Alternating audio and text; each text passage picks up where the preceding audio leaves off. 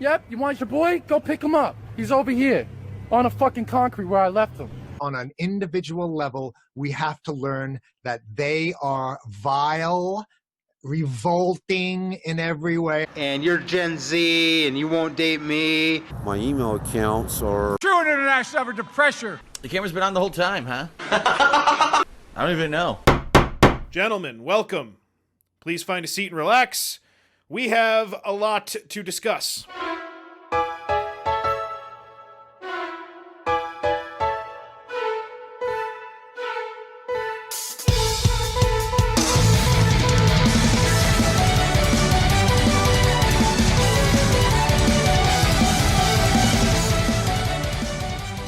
Welcome one and all. I'm KC. And I'm DC. And we are two goddamn gentlemen bringing to you this and every week a celebration of all things knocking out tube men and point guards. Go pick up your boy. Head over to twogoddamngentlemen.com where you can see and vote on the Hall of Gentlemen. Find links to our Twitter, voicemail, YouTube, and Patreon, which gains you access into our live Discord during the show and to our Lady of the Night and Podcast We Beat bonus episodes, with a new ladies episode coming up this Thursday. DC, if you would please read back the minutes to last week's meeting. Like you said, knocking out point guards, your boy Jake Paul, and knocking out fucking wacky wavy inflatable arm flailing tube men, Hampton Brandon. I don't expect either of these two to be in gentleman status because I think they stepped on each other's toes as being like mirror douchebags on YouTube. One I would favor in a fight is all. Yes. That being Hampton Brandon. Of course. Naturally. Of course. Yes, naturally. All right, well. So let's see where they... yeah, okay. I don't see them anywhere here in the top echelon. Mel Gibson still at the top. Congratulations. Way to go. Yep. Any big movers? Donald Trump's moving back up a little bit. That's right. That's nice to see. Yeah, King Henry back in a tie for second for my side. And now one going down, one coming up. For the record, the Pilgrims no longer miscreants. They've now reached the poverty line even, so that's good news. But Dennis Kozlowski fell out of gentlemanhood and is now at the poverty line and dangerously close to falling. The Pilgrims and Dennis Kozlowski, the two most controversial nominations on this show thus far. By far. Can't decide. Can't decide. All right, let's see it. There he is. There's your guy. There they are. Yeah. Hampton Brandon at a -3, closest to the poverty line, but I don't expect him to get any positive love. We know the trajectory of most my people. They just kind of slump further and further every week. One here, two there. That's right. And Jake Paul with a really bad first week up for voting, a -6 already in the miscreant category. So that's not good. No. What if he knocks out Floyd Money Mayweather like he says he's going to do? Do you think he'd move up or down at that point? I'm just trying to come up with some impossible scenario that I could equate to it, but I'm not quick enough, so I'm not gonna. Let's see other movers around here. Nothing crazy. Nothing crazy. No. Joe Biden down to -23. Yeah, that's nice to see. Yeah. He's gonna get some hate, I think, once on again, this kind of podcast. Trump trouncing Biden in the vote. At least the ones that counted. Yeah, the ones that we can back up. The ones that we can prove happened. To the bottom, DC, and they're all your guys, so go ahead. Thanks. Yaniv holding strong, this time at a -31. Maddox slipping a little more, -47. And Tommy Tudor. I mean, this is just kind of an exponential drop here to -55. The ultimate miscreant. And boy, did he embarrass himself this week. Should we get right into Tommy Tudor update news, Casey? Can we, please? Yeah, so this is one... We're very inconsistent, you and I, on what we share with each other before the show in terms of, like, sometimes True. We'll sit here for an hour on prep night laughing at something together and then bring it to the show. And other times, Tommy Tudor will apparently completely embarrass himself, and I have no idea what's about to happen, so I'm very excited. This is great. So Tommy got on for a New Year's Eve stream at 11 p.m. his time. This is in Arizona. Who the fuck knows what time it is in Arizona ever, because they don't have daylight savings time. So he's over there making a YouTube stream about how he hates the haters and all that kind of stuff. But if you've been following Tommy Tudor, you may have caught that he believed in this coming of aliens that he considers the space Jews. Like, that's how he has described it. And he's in their good favor, and it was going to destroy the world. And this was going to be before the solstice. So around December 21st or something like that. 21st, end of December. Never happened.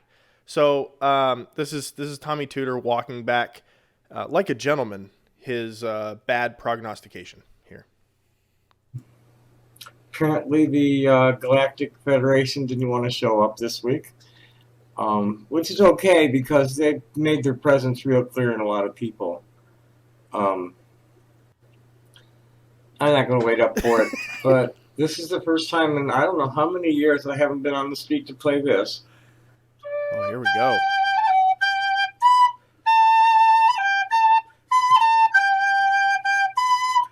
Pretty impressive. Better than I could do. Oh, I don't know about that. Just keep listening. Oh, no, boy.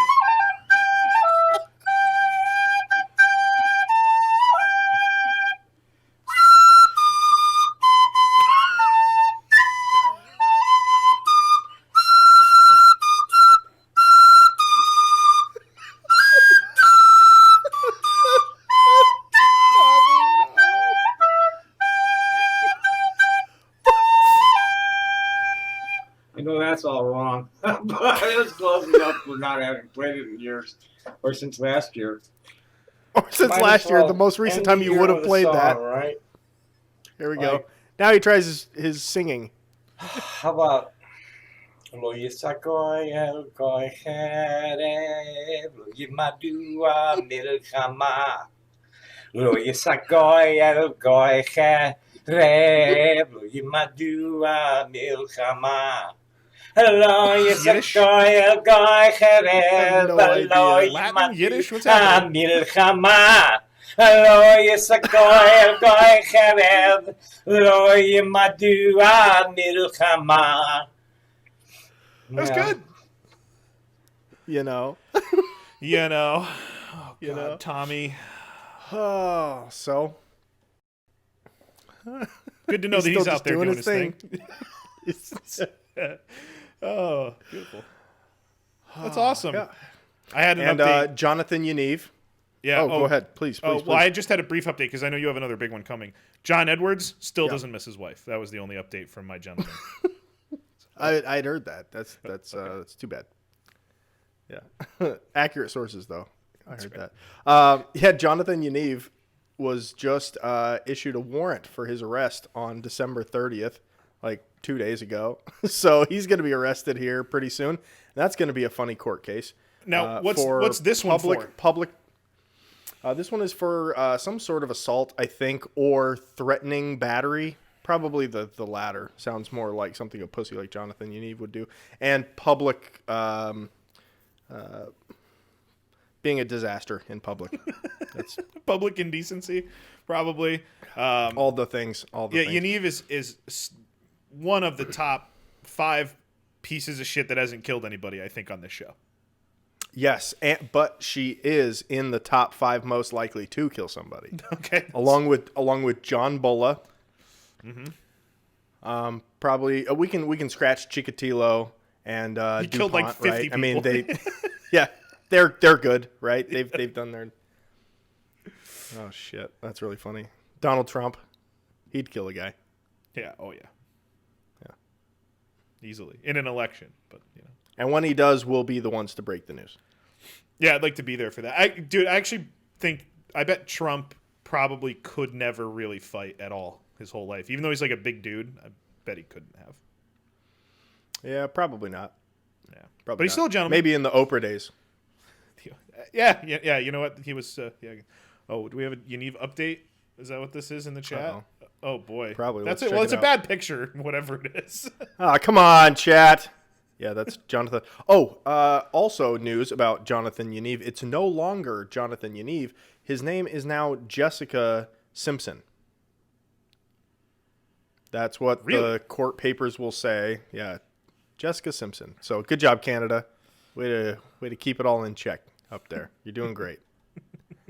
You guys have everything completely under control. No one should be worried about you Jonathan Yaniv is the kind of person you want moving around. Right. Everything's fantastic. Keep it moving. All right, DC, I think it's nomination time. Oh, I'm so excited. I'm so excited. I learned about the truest of gentlemen this week, and I'd like to bring him to you and to the people. My nomination this week is Count Victor Lustig. Jesus. And a gigantic shout out to the Biographics people. It's like some verified thing that puts up videos. Great recap to go with the stuff that I read of this dude's life. And it is a fascinating life, DC. And in my opinion, my strongest nomination for the ultimate gentleman in at least a month. Holy shit. In at least a month. Look at this guy. So 4 episodes. It's been at least 4 episodes since so I did humble. this well. So humble. I am so excited because we have a world traveler, a ladies' man, and perhaps the greatest confidence man of all time. Okay. Now, DC, he has been described as a storybook character in newspapers, and federal agents who were in charge of chasing him described him as elusive as a puff of cigarette smoke. Okay. It's a good description. Born in 1890, but that's all we really know because he told a lot of different stories about his childhood. He was possibly born in January to an aristocratic Austrian, that's what I was trying to say, but that's not really a word. Austrian-Hungarian family in Bohemia. He was possibly born to a middle-class family or born Robert V. Miller to the poorest peasant people, as he put it, in a cave-like stone house. So No. Always take off the best one and the worst one. He was born to a middle-class family. He was bored. He was good at lying. And, his dad was probably a lawyer or a doctor. So he had nice suits to start out. It's probably accurate. So here's all we really know. He was born in 1890, and he was born in the Bohemia, Poland range, modern-day Czech Republic. That's all we really know. Historians from the area, both during his life and well after it, were trying to find records from schools all the way down to like primary school. Nothing. No records of a birth certificate. Nobody knows anything about where he came from. So damn, he's like Obama. Yes, and he's actually going to be the subject of a Comedy Central roast, and he'll be running for president soon. So, good. Just be prepared for that. So, DC, do you feel like you'd be good at cons? Because I think that you'd be like in the upper percentile of people capable of pulling off a con, like a real con. If I could get over my empathy meter, like as soon as you're fucking somebody over, you're a bad person if you let it go past that. Like to pull off a con, if I don't hate the person I'm doing it to, I'd really have to flip some kind of psychotic switch. But yeah, I got all the tools to pull it off. I'd probably get away with it. You could definitely do it. So he was a smooth-talking, quick-witted, and wicked smart guy. He eventually wrote, which we'll cover, the 10 keys to pulling off a con. And they are not only brilliant advice for pulling off a confidence job, but also brilliant advice for any gentleman, anywhere, all the time. He was fantastic. All right. At a young age, fluent in English, French, and Italian. In 1908, 1909 is where we start to get some details coming into focus. He's 18 or 19 years old, living in Paris, possibly as a student, but was definitely more interested in girls and gambling. And at this point, he received this scar on the side of his face. I was going to say, makes him look like a supervillain. So he got this when he was 19 years old, and he received it after he was attacked by the boyfriend of a girl that he had spent some time with. So this was something that would be a consistency throughout his great life, which is scorned lovers. That's something that we'll revisit, I think, at some point here. Okay. Along with his mastery of language, he was also starting to get his master's degree in the world of crime, beginning as a pickpocket, then a burglar, and street hustling. His number one thing that he could do was fool people in card games. He was supposedly one of the best card players on the planet. He could do anything. Dude, yeah, his sleight of hand's got to be off the fucking charts. If you can pickpocket somebody, that would be the last thing I tried to attempt, is to stick my hand into somebody's fucking clothes. Mm-hmm. Fuck that, dude. Get killed doing that shit. Yeah, that'd be difficult. At 19 years old, he decided that it's time to travel to America, but then back, and then forth, and then back again. And he starts making round trips from Paris to New York. And what he's doing on these trips is hanging out in first class and meeting some nice, fine folks that would travel in first class at the time.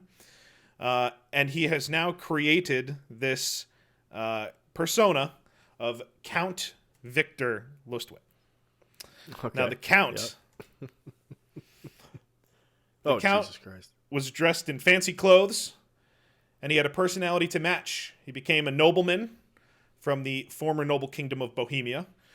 He was notably aristocratic, but never boastful and never arrogant, only confident. He was a Broadway producer looking for investors, and he found some on these boat trips to and from New York. And he also found Nicky Arnstein. He was a American gambler and con man, and a damn good one. He was married to a famous actress. I don't remember her name, but Barbra Streisand played her in a movie, and they were featured, like these characters. Yeah. So Arnstein taught Victor a ton and kind of brought him from apprentice to master level in con man jobs. Okay.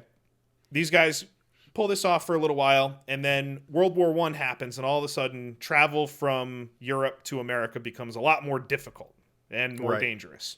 So he's in America at the time. Fucking Germans. Just sitting there waiting to fucking kill you. Just ruining everything all the time.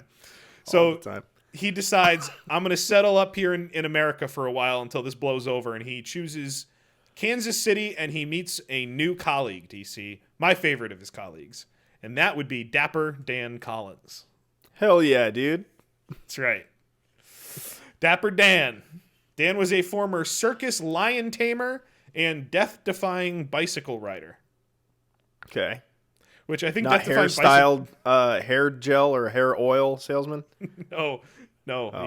He wasn't into that.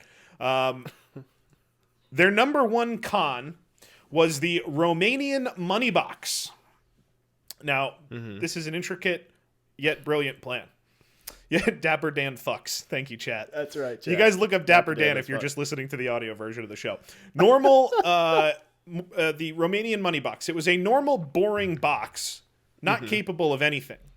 But they took a bunch of buttons and bells and whistles and dials, and they attached them all around the box to make the box look really fancy and like a thing.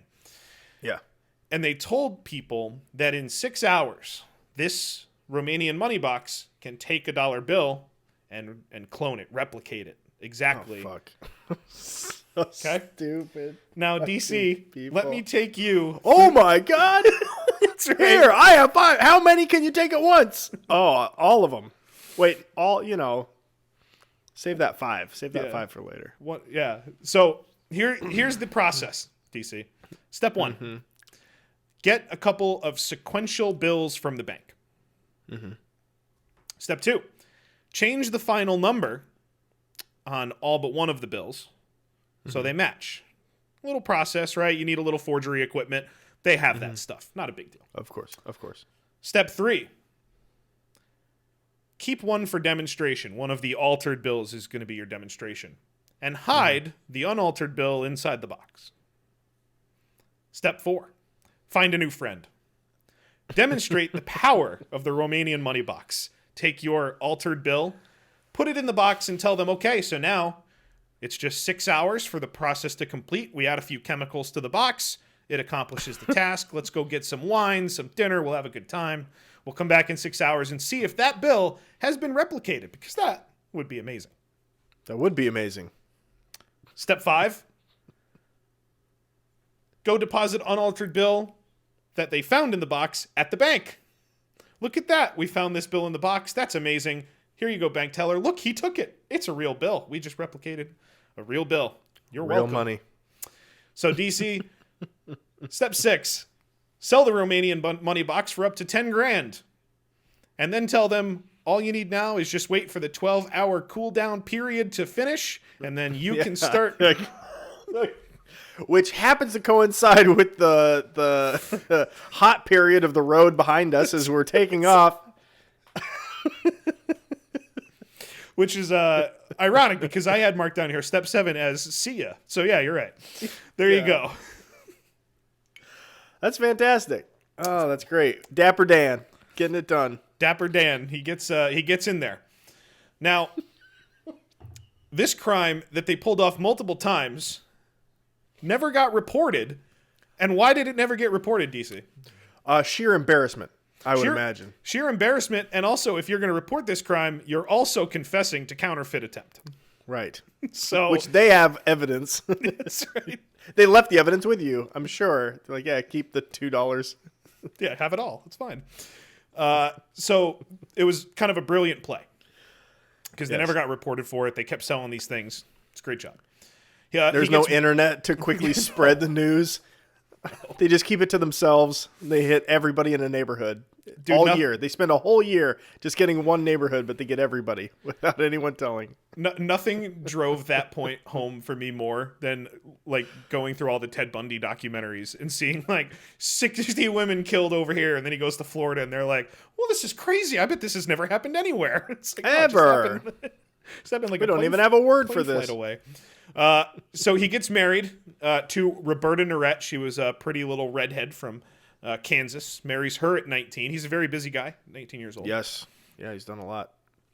Now we've reached the 1920s, and let's move to Montreal, Canada. He befriends a banker named Linus Merton. How he befriended him was he pickpocketed his wallet and then returned it with everything in it. Like, hey, I found your wallet, guy. Here you go. And the guy was like, oh, you didn't even take my money. You're a great guy. Which is right. Right. He was a great guy. He was a great guy. So he told Linus about this great new thing that he's got going on, which is that they are able to put a delay in the broadcast of horse racing by 1 minute. Now, obviously, that's massively important because if they're hearing it and then it's waiting a minute to go to everybody else, you can put some bets in at the last second, make a lot of money because you're going to hear the winner before everybody else. So him and Linus are like, well, this is a great plan. And Linus agrees. I'm going to give you $30,000. Why don't you go place a bet on a horse that's going to win for us, and we're going to be rich forever. And then they weren't friends sure anymore. will. Yeah. And then they weren't friends anymore. Number 7, guys. Number 7. Go right to number 7. So Victor made a little cash up there in Montreal, and Morton never reported it because he was attempting bet fixing. So can't really report that because you get in trouble. Now we move to 1922 to Missouri. Now going by the name Robert Duvall. Ooh, fancier. And ironic after the Jessica Simpson thing. Yeah. He offers a bank $32,000 in World War I Liberty bonds. And all he's asking for in return is $10,000 cash. Okay. After the agreement, they're sitting there in the bank and they agree to this deal. He uses a little sleight of hand, and he has an empty envelope in his pocket. And he's also going to get a little farmland in the deal, right? So $10,000 and some farmland. And he takes his empty envelope and he swaps it with his $32,000 worth of bonds and heads out the door with the $10,000 cash, the deed to the farm, and the Liberty bonds. Hey, there you go. It's a good deal for him. Eventually, though, they hire private investigators and they kind of track the money back to him, and they catch up with him and speak with him. And what ends up happening is he talks to the private investigators and he says, listen, if you guys, go to the police and charge me with this, it's going to go public. And how will anybody feel safe if you guys lose their money that easily? That's kind of crazy, right? So they ended up paying him $1,000 to stay confidentially quiet about it because, you don't want that kind of press out there. So no big deal. Keep the farm. Keep the farm. Oh, and here's an extra $1,000 for your troubles. That's right. Did he have to give back the $10,000 or just give them the bonds? Probably. I'm not sure. I feel I like to think he kept everything, but I don't. Me too. I like to think he kept it all. By this time, he had already been arrested roughly 14 times and never had really anything stick because he was that good at talking. He could just talk through any situation ever. So 1925, it's time for Victor and Dapper Dan to pick up and move to Paris. Okay. Now, when they got there, they read an article in the paper about the Eiffel Tower and the fact that it was falling apart and too expensive to fix. The tower was put up in the late 1800s and was only supposed to be there for like 20 years. It was like a temporary thing. It was kind of a radio tower transmitting communications and whatnot. And a lot of people thought it was an eyesore. So the fact that in 1925 it was still there, people were pretty surprised. And some people were like, we got to get rid of this thing. So that story was kind of floating around Paris for a while. And Victor had an idea. Might be his best con of all time. Personally, it's my second. I think I've heard of this con before, but not his name tied to this. Okay, what did he do? So he forges some stationery from the ministry in charge of posts and telegraphs, which again, kind of a radio tower, so they'd be in charge. And he sends a letter on this stationery to the 5 biggest metal scrapping companies in Paris, inviting them to an exclusive meeting at a fancy hotel. He tells them that the government has decided that due to the costs of repair, it's not really worth saving. So they're going to take the Eiffel Tower, they're going to deconstruct it, and they're going to sell the scrap metal off so they can clear the land and do whatever they're going to do with it. But the government might get some pushback from the public on this. So we're not going public yet, so please don't announce this. Like, don't discuss this with anybody. It's a confidential thing, so don't bring it up anywhere.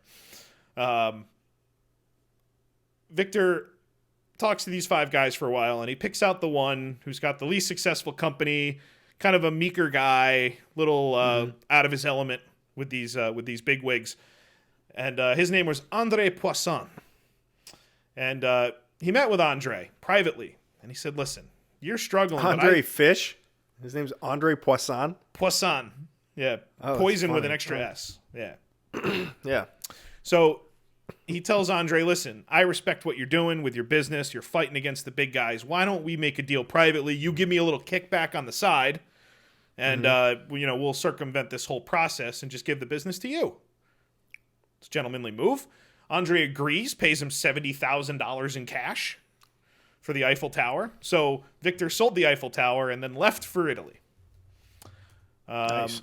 When he gets there, him and Dapper Dan are waiting for this shitstorm to blow in Paris, but it never does. Because Andre was very embarrassed by what happened, and he never went to the police about it. Great. Victor knows what he's doing. He is a goddamn gentleman. Now, he does have a problem with doing things over and over. He gets a little obsessive. So he goes back to Paris, and he's going to try to sell the Eiffel Tower again to a few different companies. But this time, one of the guys involved was like, "Nah, this is kind of fucked up. What's going on here?" And he immediately reports it. Luckily, our protagonist in the story has all of his disguises and fake passports and whatnot, so he escapes and comes back over to the land of the free and the home of the brave. During this whole time, as he moved around, he had his wife, Roberta, and he also had his daughter, Betty Jean, who was very little. And he was paying to move them from hotel to hotel. They never stayed in one place. He was putting them in really nice hotels, basically buying off their miserable on-the-road lifestyle with gifts and nice places to stay. But he was protecting himself and them by moving them all the time. He puts Betty Jean, his daughter, in a really nice boarding school in Pittsburgh, trying to get her a little guidance in her life. And this is all good, and Roberta's kind of putting up with it. She's, running bail money around and trying to keep everything straight. But she really, really doesn't appreciate Billy May, which is his main mistress, Victor's main squeeze on the side. Billy May and Roberta. I was like Billy Mays. Yeah, no, it's Billy, like Billie Eilish with M-A-Y in the middle. Yeah. She's a notorious brothel madam, and Roberta's like, bitch gotta go. He doesn't do it, so Roberta says, divorce. We're done. We can't do this anymore. You've had too many affairs, not only with this chick, but other chicks, but mainly this chick. She really pisses me off. So, you gots to go. Now, he always does things more than once. So he sees Roberta, and she tries to run him over with her car. But she misses. He avoids. So they get remarried. So that's nice. But he's still cheating on her, and Billy's staying in the same hotel he puts her in. So, again, divorced again. Sure. Yeah, it happens. Mistakes were made, but that's fine. Now, DC, I bring you to my favorite con of Victor. Okay. Now, this man here is one of the most notorious men in history, Al Capone, a gentleman in his own right. Huge gentleman. He will be Very fat. nominated at some point around this show. Now, in this scam, Victor goes to Al Capone. Mm-hmm. And he says, Al, I have got a line on this great investment for you. You give me $50,000. I'm going to invest it for you. We're going to make a boatload of money. It's going to be great. Al's like, sounds good. Here's 50 grand. He probably didn't say it that way, but sounds good. Here's 50 grand. Go do what you're going to do. Yeah. So Victor takes that $50,000 and takes it back to his room or whatever, and he puts it in a safe and he leaves it there for a week, 2 weeks, whatever it is. Doesn't touch it, gives it to nobody, does nothing with it. Goes back to Al Capone and says, Al, I am so sorry. The investment didn't work out. I lost all your money, but I'm going to pay you back out of my own pocket because I'm so sorry about what happened here. Gives him back the 50 grand, and Al gives him $5,000 as a thank you for his honesty. Was it a big con? No. But he conned Al Capone out of $5,000, and I don't think there's any more badass move that you could pull off. I don't think so. That's awesome. It's so gentlemanly on every level. It's next level. Everything we're talking about here. That's fantastic. So now we reach the early 1930s. He's now partners with a chemist named Tom Shaw and an engraver named William Watts. Now they're counterfeiting for real. And at one point, they had gotten over $1 million circulating in the U.S. economy in fake bills. Damn. They were pretty good at it. That's nothing nowadays with what the Fed has circulating around in fake bills. What did this last one cost? 900 billion, trillion. What is it now? Now, these guys get that money in the system, but unfortunately, that's not really something that goes unnoticed, right? Like, the Fed's going to notice if $1 million more is unaccounted for. So, now the Secret Service is interested. Before McKinley got killed, the Secret Service was doing a lot of mostly counterfeit stuff before the presidential detail.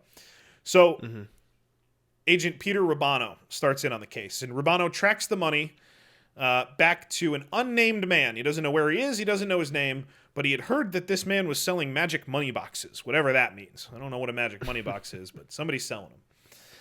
He had sold a magic money box to a sheriff in Texas. And then when the sheriff approached this mysterious man and said, this thing is bullshit, you're a liar, he tracked him down, you're a liar, he paid him back with fake counterfeit money. Because, why not?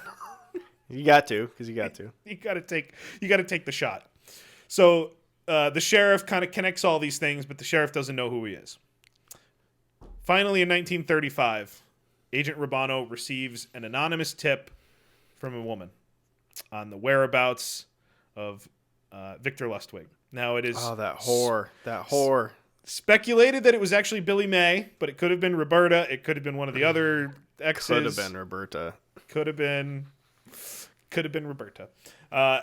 They get a line on where he might be, and finally, Count Victor Lustig Miller arrested outside of his hotel in New York City. So he goes to jail, and he's awaiting trial. And while he's awaiting trial, he's kind of got his eyes around the prison that he's in, looking around, and he notices that there's really no rhyme or reason to, like, bed sheets moving around the place. Like, nobody's checking these things in when they come on the floor. Like, they're not like, okay, room 2 has not got their new one. We took the... None of that's happening. So he starts kind of hoarding some sheets and makes himself a nice little sheet ladder, climbs right out the jail. He brings a towel with him, and on his way down, he starts scrubbing windows to not alert the town folk below of the window washer hanging from a sheet out of a prison room. That's right. Like, wow, they really cut those budgets of those window washers. Bless them. Right. But I guess those jailbirds need to see the sun every now and then. And it is reported that when he reached the bottom of his sheet ladder, there was still a little bit of distance to go, and he swung and landed on his feet, and he bowed to the people on the sidewalk near him before he fled. Now, gets away for a while. He goes and hides up in Pittsburgh at around the boarding school. until he is spotted by a couple of cops or agents or something in a car. He's got a chauffeur driving him around, but he ducks down when they go by a car, and those guys are like, "Somebody just ducked down. Let's go after them." Let's kill him. Yeah, let's kill him. Chase him for a few blocks. They pit maneuver the car, and as they approach to arrest him again, he was quoted as saying, "Well, boys, here I am," because he's a goddamn gentleman. That's awesome. In November 1935, he is sentenced to 20 years, and unfortunately, this time, he is sentenced to Alcatraz. Oh, shit. No getting out of that. Not exactly the ideal place to escape from. Oddly enough, his time on Alcatraz, he was not the most famous person there, because a very old, very full of syphilis Al Capone was actually stationed there as well. Toward the end of his life, That's awesome. He filed over 1,100 different medical complaints, but the warden and the people in charge of Alcatraz were like, "This is a con man. He's lying to us. He's trying to escape. Let's not do anything about this." Eventually, his health takes a turn for the worst. He's sent back to a hospital/prison, whatever, in Missouri. He's got pneumonia, and our hero dies in 1947 at the ripe age of 57 years old. One of the number one facts about him is that his death certificate occupation reads as apprentice salesman, which is great. That's awesome. Yep. And finally, DC, we are going to close with the 10 golden rules of the con. These are what he wrote later in life. Great advice. There's one that we're going to disagree with. The 10th one, we're not going to agree with it, you and I, but maybe if you're pulling off a con, it is good advice. Okay, let's go through. DC, number 1. Be a patient listener. It is this, not fast talking, that gets a con man his coups. Number 2, never look bored. Number 3, wait for the other person to reveal any political opinions and then agree with them. Yep. Number 4, let the other person reveal any religious views and have the same views. Yeah, that's right. Number 5, hint at sex talk, but don't follow up on it unless the other person shows a strong interest. Okay. Number 6, never discuss illness unless some special concern is shown. Yep. Never. Number 7, never pry into a person's personal circumstances. They will tell you all eventually. Yes. Never boast. Let your importance be quietly obvious. That's a brilliant line. It's a great line. Number 9, never be untidy. And number 10, never get drunk.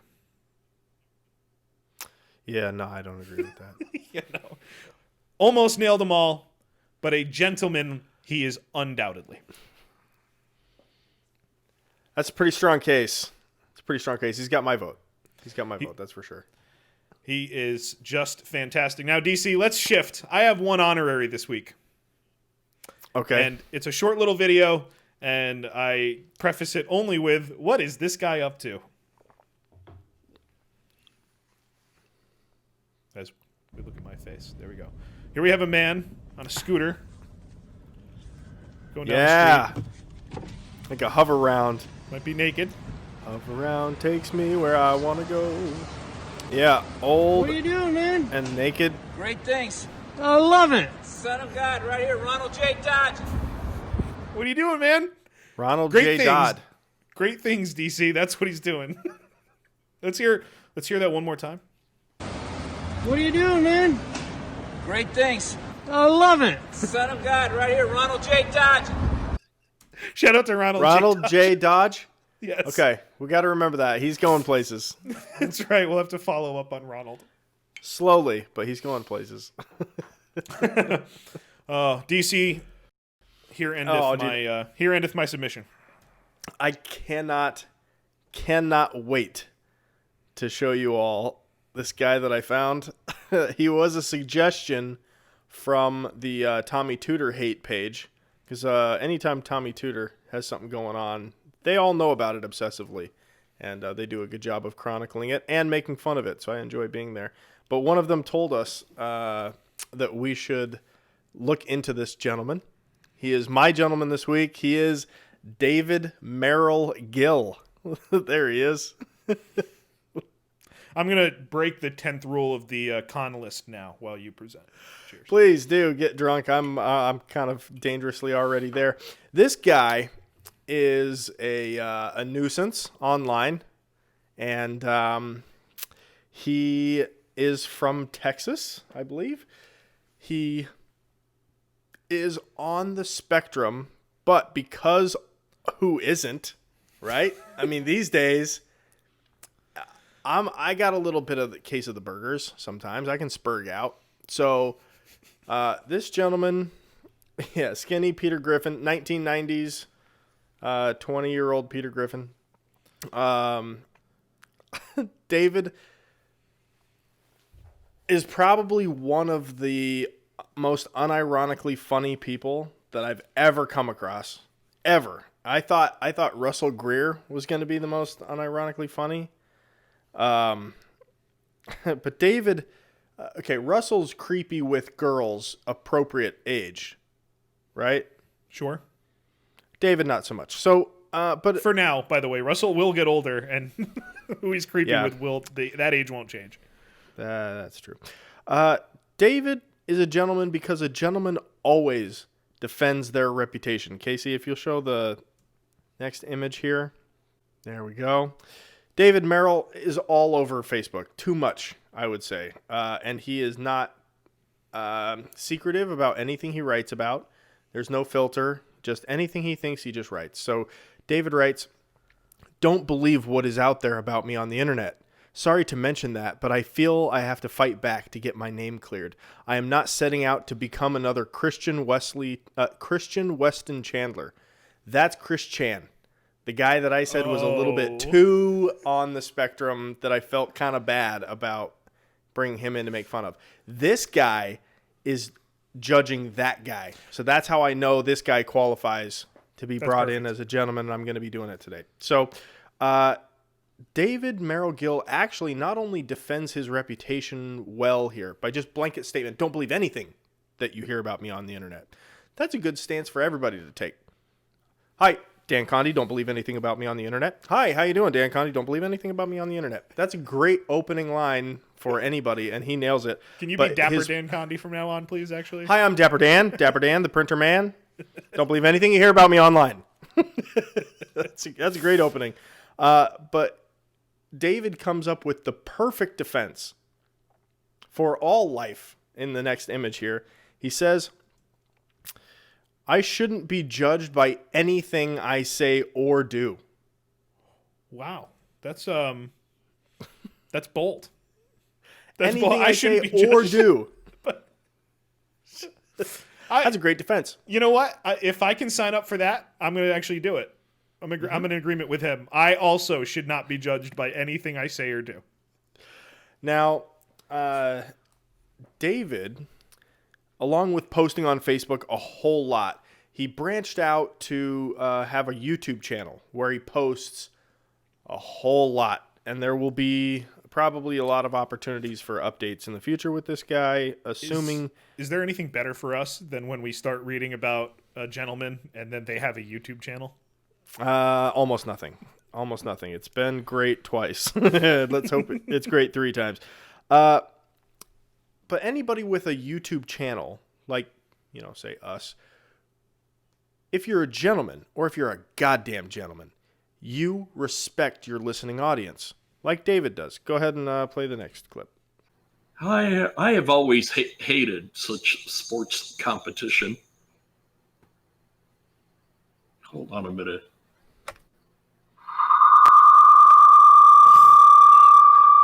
David. Sorry about that. There. Oh my god. Sorry about that. Let's it finish. There we go. Post it. It's perfect. Don't edit that out at all. No problem. And he looks so much worse than this picture. Oh, he's aged very poorly. Yeah. He's aged very, very poorly. Casey, in addition to respecting your audience, with a YouTube channel, you always want to respect your political counterparts. You don't want to ostracize or alienate anybody. David takes that to heart in the next clip here, I think. I think he does a good Why job. so many buy into the idiocy of liberalism, I'll never know. I'm prepared to don my boxing gloves against them. Oh, he's prepared to don his boxing gloves We against can't them, make fun Casey. of this guy, DC. Casey, a gentleman. Oh, no. Casey, I don't know what you're talking about. A gentleman would never want to take his father out in the boxing ring. I know that's true. Next clip, please. Oh, no. Next clip. You don't think I would want to take my father out in the boxing ring? Oh, yes, I would, really. He And would. There's a lot of words. He would. There's a lot of words that he heard as a kid that are fueling that anger. Yes, there are. And now, Casey, speaking of words, a gentleman always stands by his words. If you'd play the next image here, I'm going to do my best to read this because it was just a mess of an image that I had to try to recreate and copy here. But this is, again, David talking on Facebook about the prospect of him having to live in a like Daymark Living or Marbridge. It's like an assisting living place for people on Social Security and stuff like that if his parents were to die or whatever. So he goes, despite what my mother says about keeping an open mind, I am not living somewhere like Daymark Living or Marbridge, in all caps. My feeling is that I highly doubt either disabled community would help me getting into the field of music recording. Ooh, More likely. That's a development. More likely, they would give me the lame excuse of having to seek it out on my own, so I have no choice but to tell the people in charge of such places, scram! Next image, if you would. From the same day, January 10th, 2017, David says, I'll surrender to that Marbridge program and give it a try. Straight caps. I will never. Anyway, Casey, a gentleman always. What the hell did I write here? Turns to God. I think that's it. Always turns to God publicly for private issues. If you would, the next image. Again, on Facebook, just start right on the middle of his page. Updated his status. Lord God, this is all in caps. Lord God, please take my libido away. Frowny face emoji, crying face emoji, mad emoji. It's given me a lot of trouble since adolescence. And then some hero replies first, what's a libido? And he just goes, sex drive. He's very clearly on the end of the spectrum where he is highly functioning thought-wise. He can comprehend the world around him. He can formulate wants and desires and goals and things like that. But he can't follow through. He just trips over himself because he cannot stop himself from saying whatever it is that he's thinking. Online, in person, on video.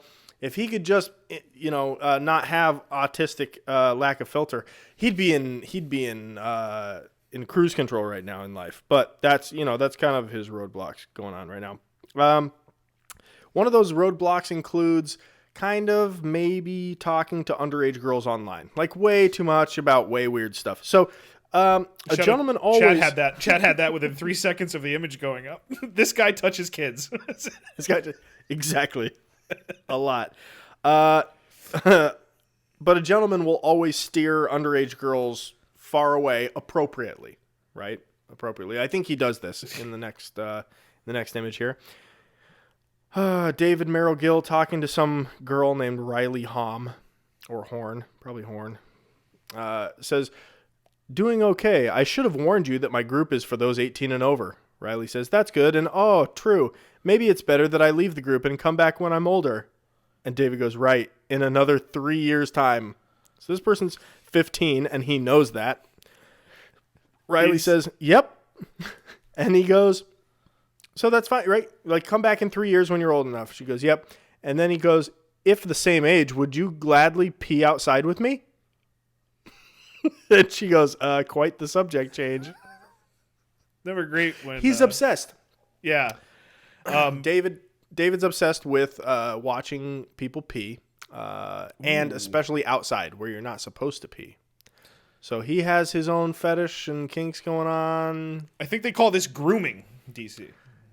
Some would call it grooming. If you will continue, A gentleman always sets priorities. Even when he's hounding for the poon, you always have to set your priorities, and David does that. He starts out by attempting to sex this poor woman, or man that's catfishing him, more likely. He says, "Could you say something in a whisper for me, even though you don't have a mic yet? That you have to go poop." Oh, no. How did it feel to whisper it? How did it feel to whisper it, Riley? This Riley goes, "I feel tingly, warm and wet. Your clitoris also likely very hard. May we continue this in the evening? Going to watch DVDs with Mom of the classic television western titled Gunsmoke."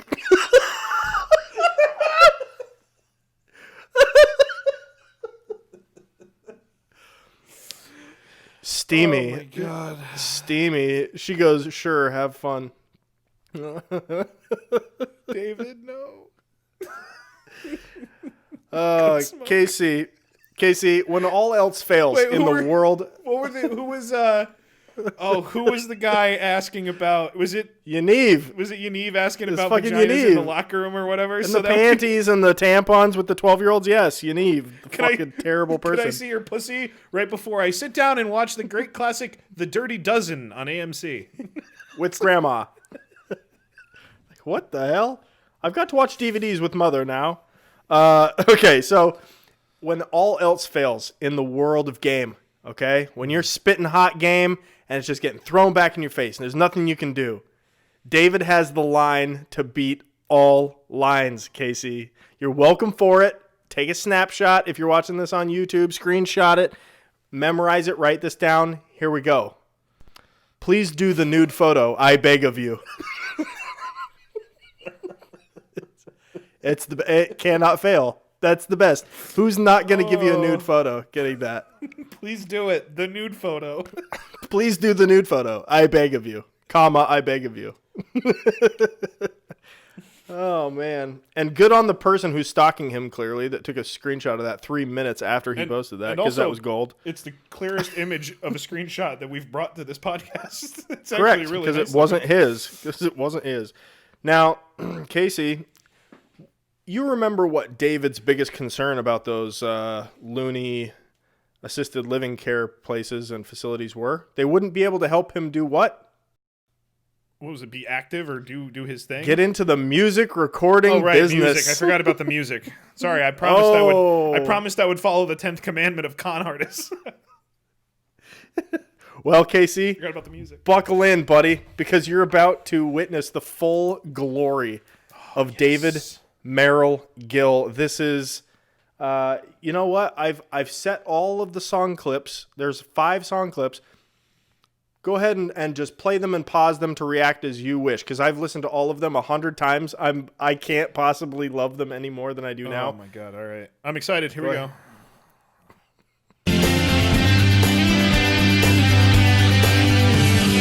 Don't ever give up.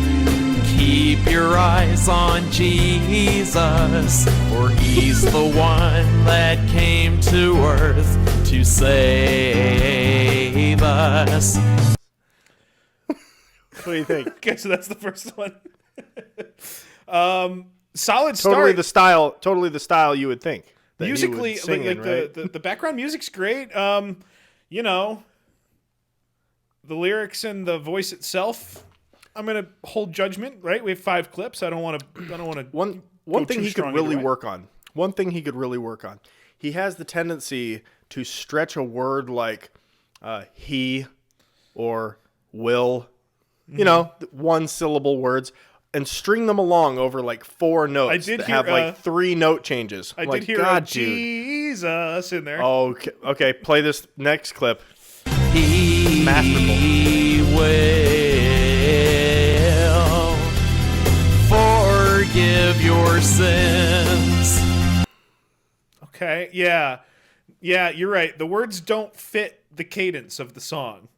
No, they really don't. But the energy is there, and he just gets more energy the more he goes, and the lyrics just get better. Go ahead and play the next one. Well, first off, Why does this guy go from like, I'm not living in that fucking community to, hey, can you talk about peeing and pooping for me on the internet, 14-year-old, to Jesus? Like, wait a minute. I don't know how chronological this is, to be honest with you. Okay. I put it here for comedic effect. All right, let's keep going. Here we go. Times may be bad, and at times you'll be sad. God will lift your spirits. Okay. Love this guy. All right. My observation right now is those notes were so reminiscent of every Catholic priest trying to do the like the ladder steps up and down, and it's always awful. I remember that from childhood when I would go to church. I feel like this guy could fill in and do the singing for any priest anywhere and be just as bad at it. I think you're right. Let him know you need him, and let the Lord know why. And one day you will meet him in the eastern sky. Great lyrics. Hey, you know what? At least it all lined up that time. In the eastern sky, at least you didn't have to the right number of shoehorn. syllables. Most people shoehorn lyrics. He shoehorns notes into one word. Oh, that's a great observation. Yeah, because He's a reverse shoehorn. The shoehorn. Oh my god, my favorite shoehorn of all time was Todd Pettingale from Scott and Todd, and they were a prominent feature on Jocktober on Opie and Anthony, and they did a song. It was about Lindsay Lohan, but it was to the Spider-Man theme song. Pettingale did it. Oh god. And he would go, girler man, you're a mess if you're a Lohan. And he repeated that, and it was 3 minutes long, DC, and it was the greatest shoehorn song parody. Every line. Yeah, the shoehorn's bad. You're right, this is a reverse shoehorn. He doesn't have enough words, so he's shoehorning notes into them. He's just like, all right, well, I've got 17 notes and 7 syllables, so, you know. Let's do this. He will. Oh, Jesus Christ, guy. Okay, this last song, this is my favorite. I don't know why. I just love it. Lord, come live in me. Lord, come live in me.